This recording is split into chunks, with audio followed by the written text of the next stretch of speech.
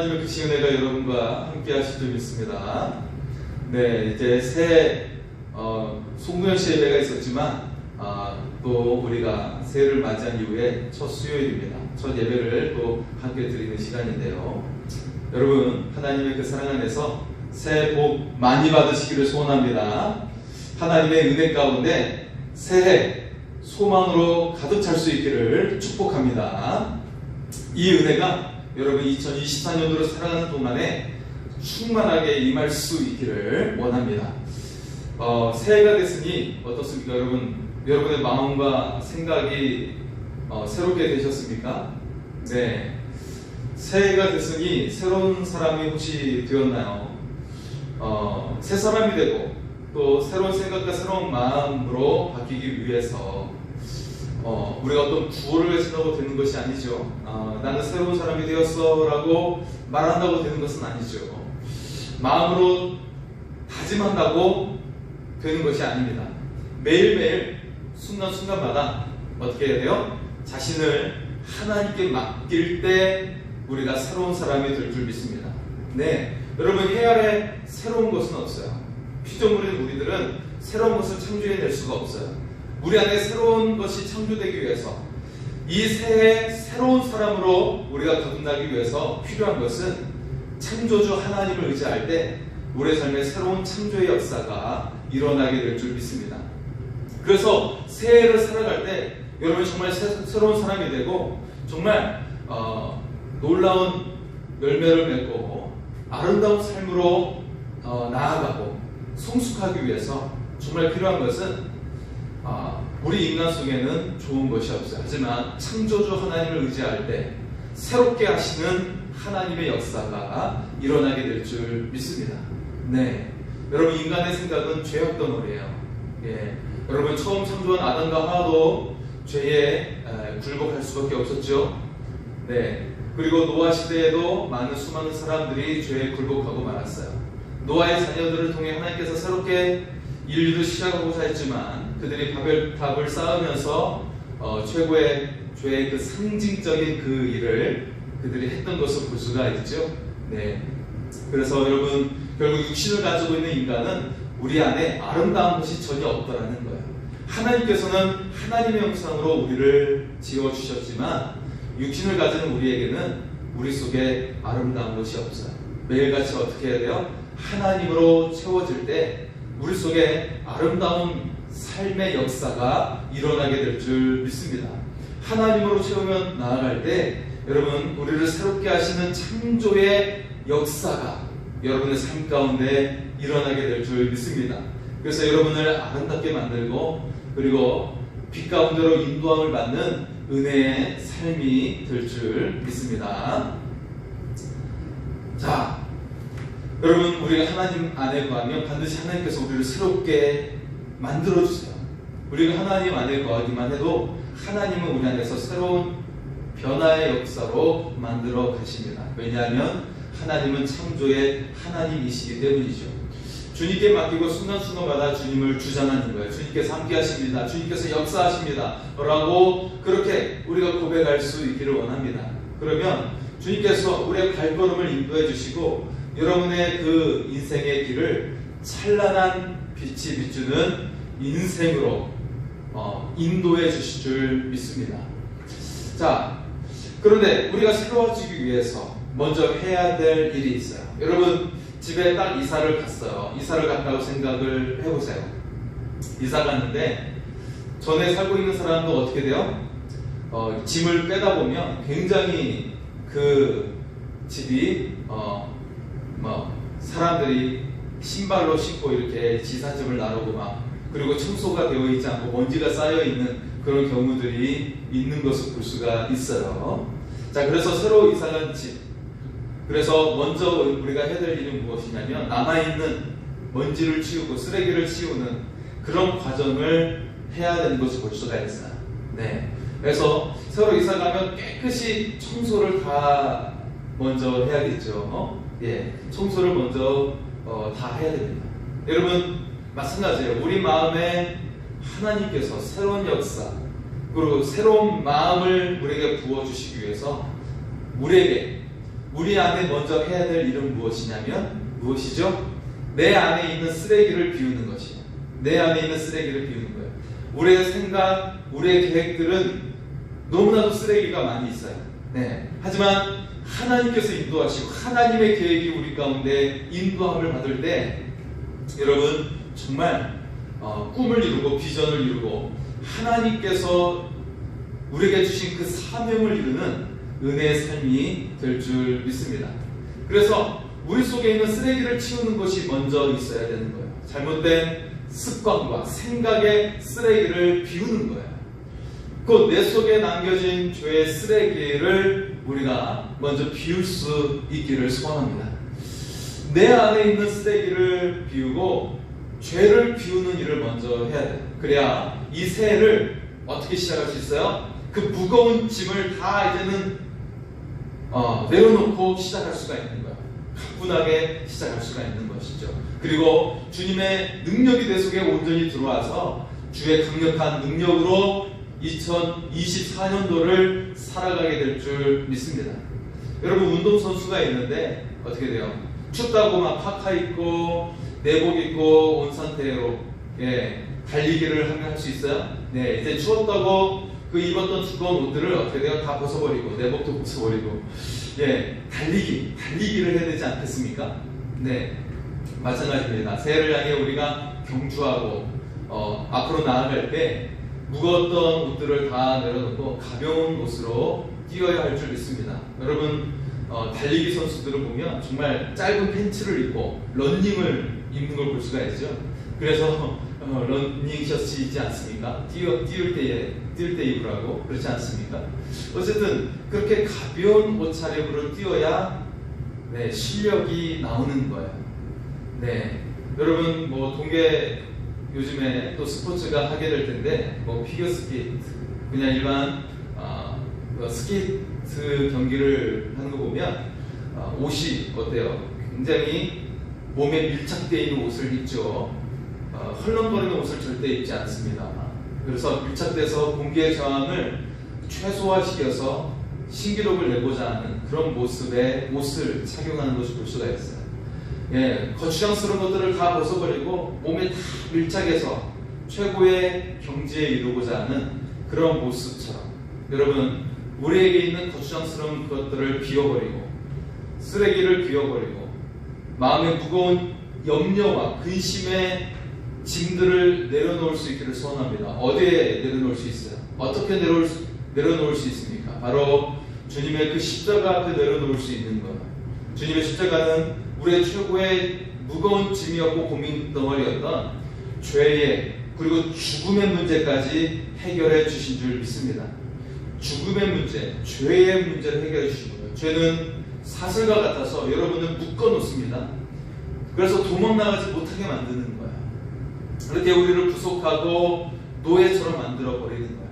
우리 이제는 이 죄의 사슬에서 벗어나서 그 십자가 앞에서 이 무거운 짐을 다 내려놓고 우리가 자유케 된 줄 믿습니다. 그리고 새로운 역사 가운데 우리가 이 새해를 향해 살아가게 될 줄 믿습니다. 여러분 우리가 우리의 모든 것들을 비우고 내 생각과 습관의 그런 거추장스러운 것들도 버리고 오직 주 예수로 세울 때 우리가 예수로 인도함 받고 예수님으로 충만케 되는 은혜가 임할 줄 믿습니다.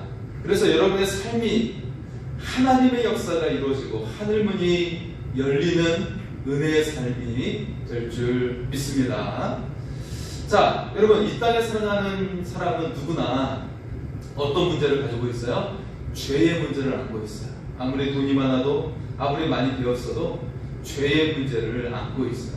거짓말하고 속이고 남을 질투하고 남을 정죄하고 남을 책망하고 입술로 짓는 많은 죄, 생각으로 짓는 많은 죄, 특히 높이 오를수록 수많은 경쟁자들을 따돌리면서 올라가야 되기 때문에 진두르며 올라가야 되기 때문에 더 많은 죄의 영향을 그 영향력 안에 있다는 것을 보세요. 전부 다 그렇다는 말이 아니라 죄의 영향력 가운데 있다는 것을 볼 수가 있습니다. 네, 그런 경우가 굉장히 많이 있다는 것이죠.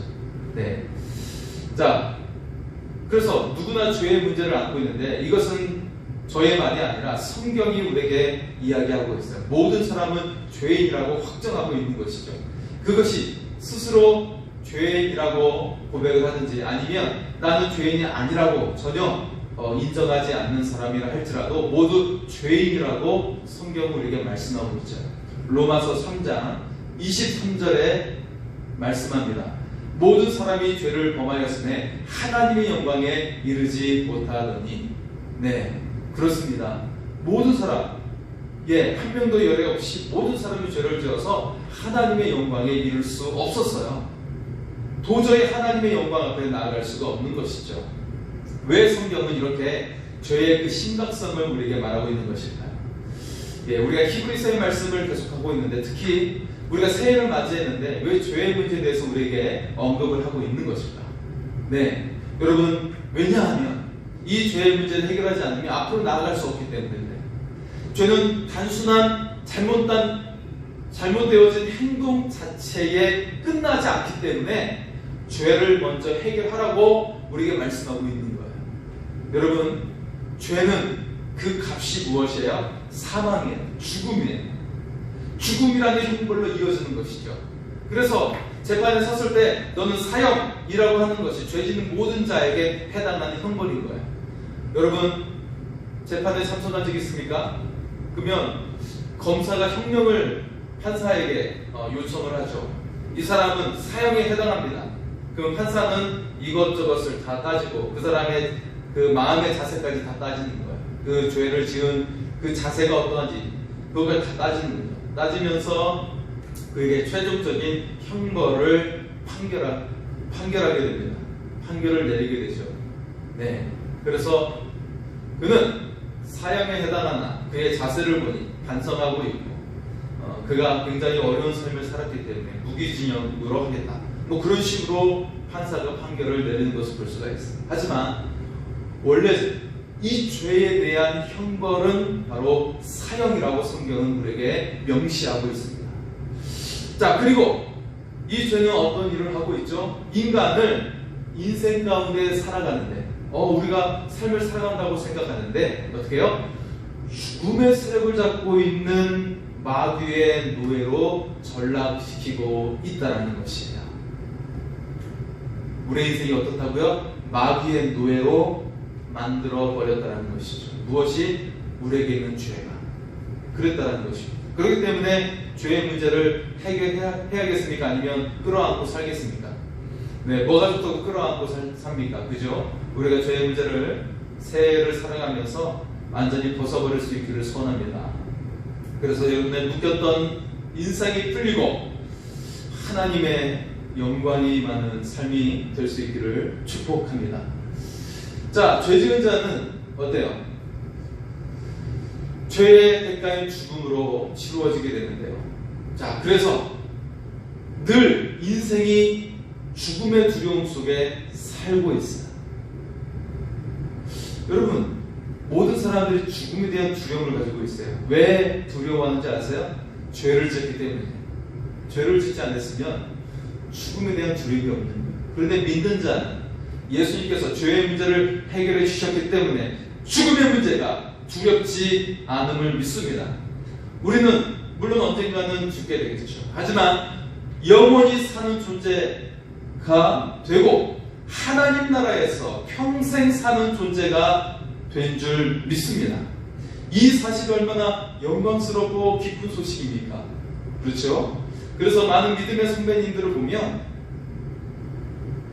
그 인생이 다하고 하나님 나라에 가게 될 쯤에 하나님을 찬양했어요.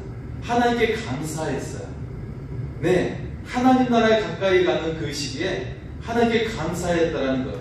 이 인생을 끝나는 것에 대해서 불평하고 두려워한 것이 아니라, 그것에 대해서 원망한 것이 아니라 하나님께 가까이 가는 것을 찬양하고 감사했다라는 거예요. 여러분, 아무리 유명하고 돈이 많아도 아무 소용이 없다는 것을 우리 지난주에 또 많은 슬픈 일들을 통해서 우리가 돌아보게 되었죠. 네, 유명한 사람들도 세상을 떠났고 또 아이를 살리기 위해 한 가장도 세상을 떠났고 그런 수많은 삶이 마치는 이야기들을 우리가 종종 보게 되죠. 하지만 여러분, 정말 가장 중요한 것은 그가 하나님의 사람이었는가가 가장 중요하다는 거예요. 하나님의 사람은 그 인생이 끝나는 것이 슬픔이 아니라 하나님 나라 가서 우리의 진짜 아버지이신 하나님을 뵙는 영광의 시작이 된 줄 믿습니다. 네, 영광의 시작이 되는 거예요. 영광의 시작이 되는 거예요. 우리가 하나님께 앞에 서게 될 때, 하나님께 그 부르심을 받으며 우리가 주님의 나라에 갈 때, 주의 모든 천군 천사들이 일어서서 여러분을 향해 축복하고, 여러분을 향해 환호하고, 또 여러분을 향해 빵가라를 울리면서, 네, 여러분, 우리가 하나님의 그 대환영 속에 주님의 나라에 가게 될 줄 믿습니다. 예, 우리는 이 영광을 바라보며 살아가는 존재예요. 하나님은 지금도 여러분을 환영해 주시고, 여러분을 향해 격려해 주시고, 축복의 박수를 보내고 계심을 여러분은 믿을 수 있기를 소원합니다. 네, 여러분 믿어지십니까? 저는 믿어집니다. 여러분도 그것을 믿으면서 살아갈 수 있기를 원합니다. 그것이 믿어진다면 지금 여러분 인상을 쓸 필요가 없어요. 지금 웃을 수 있고 어떤 상황이라 할지라도 감사할 줄 믿습니다. 네, 하나님 지금도 우리를 향해 환호해주고 있고 환영하고 있다는 것을 믿는다면, 그 하나님을 믿고 있다면, 내가 지금 어떤 상황에 있든지 내가 몸이 연약하다 할지라도 우리는 감사하고 하나님을 찬양하게 될 줄 믿습니다. 다른 데 초점을 맞추는 것이 아니라 사탄이 우리를 이간질하고 거짓된 말을 씹어줄 수 있어요. 그것을 무시해버리시고, 여러분 앞에 어떤 상황이 일어날지도 모르고, 또 일본은 지진으로 말미암아 지금도 두려운 상황 속에 놓여 있는데, 우리의 삶에 어떤 일이 일어날지 모르고 어떤 상황이 일어날지 모른다 할지라도 우리가 주목할 때 하나님께 주목하고 하나님께서 나에게 하시는 말씀에 주목함으로 여러분에게 사랑한다고 축복한다고 말씀하시는 그 하나님으로 인해 여러분들 감사와 찬양이 넘치는 삶이 되시기를 소원합니다. 네. 자, 히브리서의 말씀은 우리에게 계속 말씀하고 있어요. 네, 죄에 대해서 언급을 하고 있어요. 이 죄 때문에 바로 예수님께서 이 땅에 오셨다는 것이죠. 히브리서 2장 14절과 15절의 말씀에서는 예수님께서 이 땅에 오신 이유가 무엇이냐라고 했을 때, 바로 그것은 우리의 죄의 문제를 해결해 주시기 위해 오셨다라는 사실입니다. 네. 자, 히브리서 2장 14절과 15절을 제가 읽어드리겠습니다. 히브리서 2장 14절과 15절입니다. 자녀들은 혈과 육에 속하였으며 그도 또한 같은 모양으로 혈과 육을 함께 지으심은 죽음을 통하여 죽음의 세력을 잡은 자, 곧 마귀를 멸하시며 또 죽기를 무수함으로 한평생 매어 종로로 사는 모든 자들을 놓아주려 하시이니. 아멘. 할렐루야. 예수님께서 죽을 수 있는 육신의 몸을 입고 이 땅에 오셨어요. 네, 그것을 인카네이션, 육신의 몸을 입고 오신 거예요. 예수님께서. 그 이유는 우리가 죽음의 독침의 그 죄에 찔려서, 죽음의 독침인 죄에 찔려 있는 거예요. 이 죄에 찔리면 이건 독이 묻어 있어가지고 죽게 돼 있어요. 반드시 죽게 돼 있는 거예요. 그래서 죽음의 노예로 살고 있어요. 누구나 죽음을 두려워해요. 네, 여기에서 우리를 해방시키기 위해서 주님이 오신 줄 믿습니다. 사망의 권세를 가진 마귀의 노예로 살아가야 할 우리를 해방시키기 위해서 주님이 이 땅에 오셨다라는 사실입니다. 예수님은 죄의 문제를 해결해 주시기 위해 오셨어요. 그래서 오늘 읽은 히브리서 10장은 그 주님의 역할에 대해 구약의 제사에 비유해서 말씀하고 있어요. 자, 1절의 말씀을 한번 볼까요? 1절의 말씀입니다. 율법은 장차올 좋은 일의 그림자일 뿐이요 참 형상이 아니므로 해마다 늘 드리는 같은 제사로는 나오는 자들을 언제나 온전하게 할 수 없느니라. 자, 율법 아래에 있던 구약 사람들은 자신의 죄를 사함받기 위해 했던 일이 무엇입니까? 제사를 드렸죠. 제물의 안수를 해서 그러면 내 죄가 제물에게 옮겨가게 돼요. 내 죄가 옮겨간 그 제물을 어떻게 돼요? 어린 양과 그 염소들 그들을 쳐서 번제로 드려서 피를 빼내는 것을 볼 수가 있죠. 피를 빼내요. 피를 흘리는 것을 볼 수가 있습니다. 그래서 내 죄가 사함받았다라는 표시가 되는 것이죠. 자, 그런데 이 제사는 어때요? 이 율법의 제사는 또다시 내가 죄를 지으면 다시 드려야 되는 거예요. 이것이 계속 반복되는 거예요. 그래서 하나님께서는 이 구약의 제사가 죄를 완전히 없애주지 못하는 불완전한 제사라고 우리에게 말씀하고 있는 것이죠. 계속해서 끊임없이 다시금 드려야 되는 불완전한 제사였다라는 것이죠.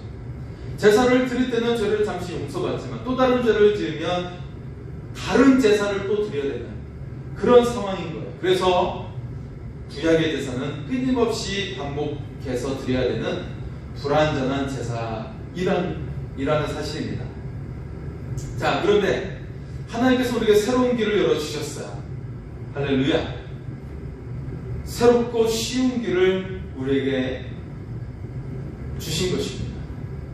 우리에게는 쉬운 길이 되었지만 하나님께는 굉장히 어려운 길이었어요. 그것이 무엇이죠? 자, 2절과 4절의 말씀을 보겠습니다. 2절에서 4절입니다. 그렇지 아니하면 섬기는 자들이 단번에 정결하게 되어 다시 죄를 깨닫는 일이 없으리니 어찌 제사 드리는 일을 그치지 아니하였으리요.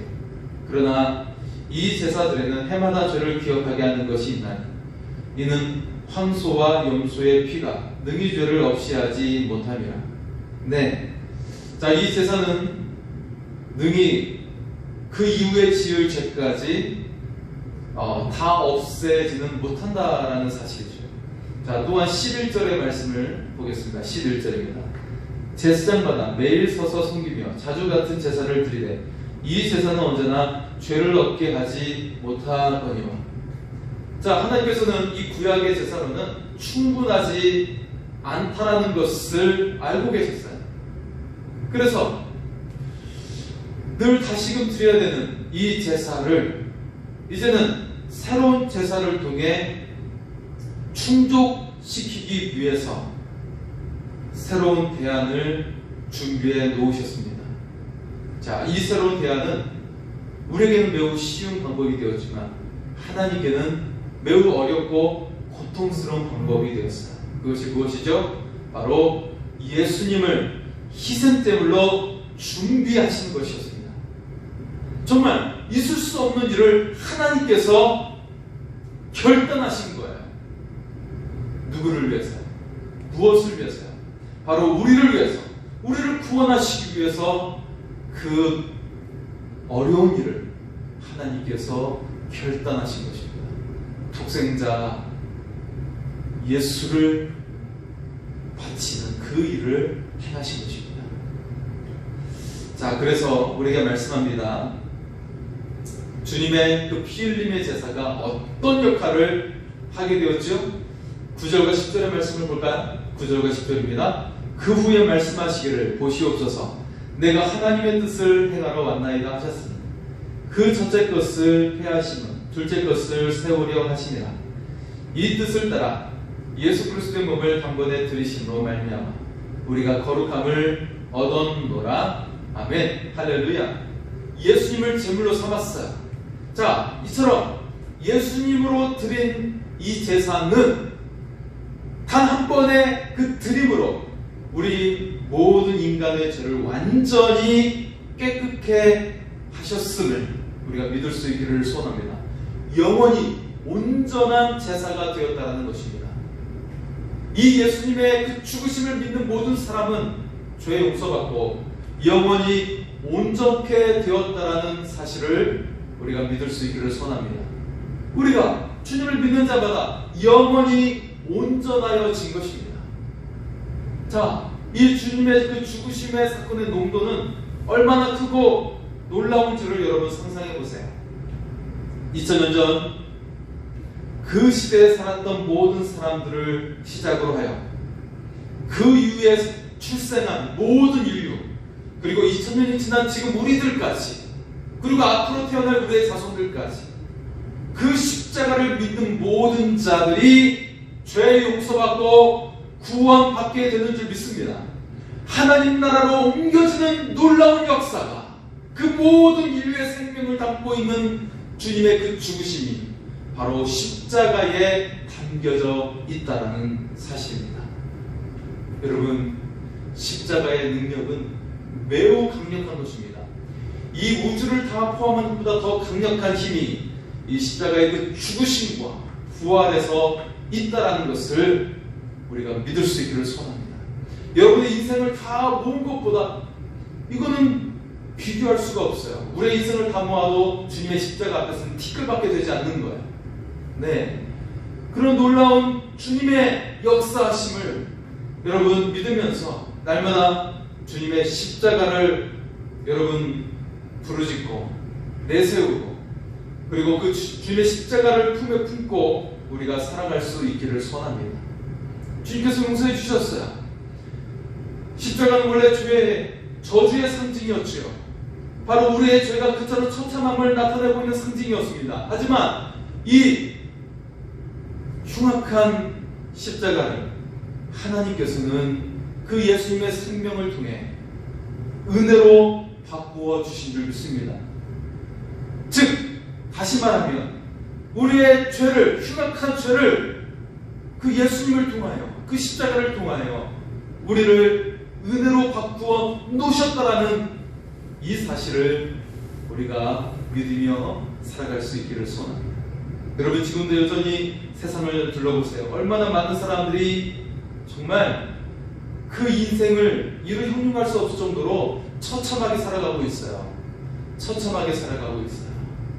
네, 말도 안 되는 삶을 너무나도 많은 사람들이 살고 있어요. 물론 성실한 사람들도 있고 열심히 땀 흘려 일하는 사람들도 있지만 그들도 역시 근근하게 살아갈 정도밖에 되지 않는, 정말 늘 부족하고 궁핍한 삶을 이 시대에 수많은 사람들이 살고 있다는 거예요. 네, 여러분, 최고의 부자 중에 한 사람이 테슬라의 일론 머스크가 자신이 쏘아올린 인공위성으로 이 한반도를 야경을 찍었죠. 여러분, 그 사진을 보셨나요? 야경을 찍었는데 남한은 밤의 불꽃으로 굉장히 빛나 있죠. 서울 수도권 할 것 없이 부산 전 지역이 불빛으로 빛나요. 하지만 북한은 어떻죠? 평양 일부만 빛이 나고 나머지는 까마득한 어둠에 묻혀 있죠. 네, 까마득한 어둠에 묻혀 있어요. 자, 여기서는 두 가지 양면을 볼 수가 있어요. 경제 발전이 우리를 풍요롭게 했지만 반면에 경제 발전이 이 환경을 파괴시키고 있다는 이 두 가지 양면을 이야기하고 있죠. 네, 물론 일론 머스크는 공산주의가 아니라 자본주의의 발전에 대해서 이야기를 하고 있는 것이죠. 자, 저는 이것에 대해서 어떤 말을 하고 싶냐면, 우리 남한에 불빛으로 가득 차 있지만 이 화려한 불빛 이면에 수많은 사람들이 빛에 찌달리고 있고 삶의 그 분주함과 그 애타는 마음에 시달리고 있고, 그리고 다른 사람과 그 갈등의 문제에 시달리고 있는 걸 볼 수가 있어요. 죄입니다. 하나님 그걸 죄라고 말씀하고 있어요. 사람들과 어긋나 있고 갈등하고 있고 대면하지 아니하고 원수로 지내고 연락을 끊어버리고, 이걸 하나님은 판단하고 계십니다. 이것을 외면하지 않으신다는 사실이죠. 이 화려한 이면에 죄의 깊이는 더욱더 깊어지고 있어요. 하나님을 떠나는 사람은 더 많아지고 있고, 서로 원수로 지고 있는 사람의 관계가 더 많아지고 있고, 여러분, 하루가 멀다 하고 우리는 매일같이 운전하다가 해코지하고 그런 이야기를 듣지 않습니까? 네, 남을 해치고 칼부림하고 그런 이야기를 우리 듣지 않습니까? 죄의 문제는 더욱더 많아지고 심각해지고 있는 우리의 모습을 볼 수가 있습니다. 자, 여러분, 죄의 문제는 결국에 우리를 망하게 합니다. 그래서 하나님은 이 죄의 심각함을 아시고 누구를 희생하셨어요? 예수님을 희생하신 거예요. 그 정도로 죄에 대해 심각하게 보신 거예요. 그리고 우리가 서로 마음이 나누어지고 서로 다투는 관계를 심각하게 보셨어요. 그래서 그것을 화목시키기 위해 누구를 희생하셨어요? 바로 예수님을 희생하신 거예요. 먼저는 하나님과의 관계를 회복하고, 그리고 우리 모두 서로의 관계를 회복하라고 예수님이 대신 희생하신 거예요. 예수님을 믿고 너희도 용서하라는 거예요. 예수님이 너희 죄를 용서하시고 이렇게 죽지 않았느냐? 너희는 왜 서로 용서하지 못하느냐? 라고 계속 거듭 반복해서 우리에게 말씀하고 있는 거예요. 복음서의 말씀 한번 읽어보세요. 거듭 우리에게 서로 용서하라고 말씀하고 있는 것이죠.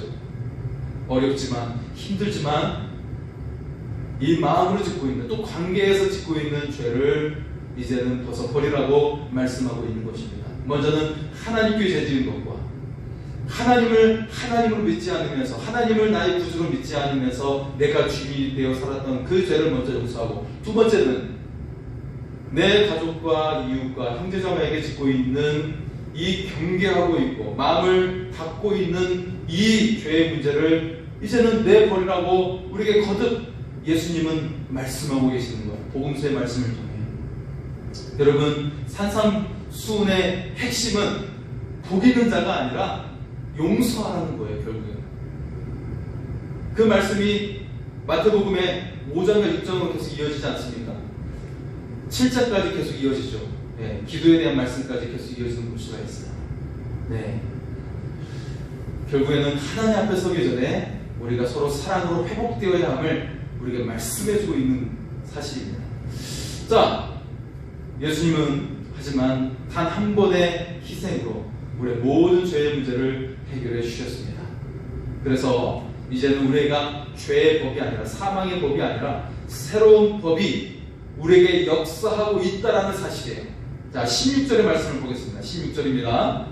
주께서 이르시되 그날 후로는 그들과 맺을 언약이 이것이라 하시고 내 법을 그들의 마음에 두고 그들의 생각에 기록하리라 하신 후에, 그 법이 무엇이죠? 바로 예수님을 통해 우리에게 새롭게 작용하는 법, 성령의 생명의 법인 것을 우리가 믿으며 나갈 수 있기를 소원합니다. 이제는 우리를 살리게 하는 법의 역사가 일어나게 된 것입니다. 그것을 로마서 8장 2절에 이렇게 말씀하고 있죠. 이는 그리스도 예수 안에 있는 생명의 성령의 법이 죄와 사망의 법에서 너를 해방하였음이라. 할렐루야. 자, 여러분, 이 법을 믿는 자, 이처럼 예수님을 믿고 생명의 성령의 법을 믿는 자는 죄에 대해서 두 번 다시 제사 드릴 필요가 없어졌습니다. 하나님도 믿는 자의 죄를 더 이상 기억하지 않는다라고 말씀하고 있어요. 새롭게 우리의 마음을 만들어주시고 우리의 생각을 새롭게 하여 어떻게 돼요? 우리의 마음과 생각에 새롭게 기록되는 하나님의 법, 성령의 법 안에서 살아가도록 하셨다는 것입니다. 자, 여러분, 하루하루 죄의 문제로 신음하며 괴로워하는 분이 계십니다. 그렇다면 영원한 제물이 되신 예수 그리스도께서 나를, 그 죄를 위해서, 나의 죄를 위해 죽으셨음을 우리가 날마다 고백하며 믿으며 살아갈 수 있기를 소원합니다. 나의 죄를 위해 영원한 제사로 단번에 죄를 사해 주셨음을 우리가 진실로 믿고 입술로 고백할 수 있기를 바랍니다. 나를 위해 제물 되시고 죽으시고 부활하신 만왕의 왕, 보좌에 앉으신 그 예수님을 나의 주님으로 늘 인정하며 주님께 순복하며 살아갈 수 있기를 원합니다. 새해가 시작되었지만 아직 버리지 못한 마음의 죄가 있습니까? 혹은 다른 사람을 어렵게 하고 용서하지 못한 마음이 있습니까? 여전히 남을 질타하고 지적하는 그런 삶의 모습이 때때로 있지는 않습니까? 오늘 과감히 청산하고 이제 새로운 믿음의 여정을 시작할 수 있기를 소원합니다. 더 이상 사탄에 의해 입술과 마음으로 정죄하지 않으며 살아갈 수 있기를 원합니다. 그리고 또한 죽음의 두려움 속에 살지 않게 될 줄 믿습니다. 새롭게 결단하며 나의 마음과 생각 속에 새로운 하나님의 법의 역사가 일어나기를 소원합니다. 생명의 성령의 법으로 세워지고 성령의 역사가 일어나는 삶이 될 수 있기를 축복합니다. 우리 좋은 일이 있으리라 같이 찬양하고 기도하겠습니다. 좋은 일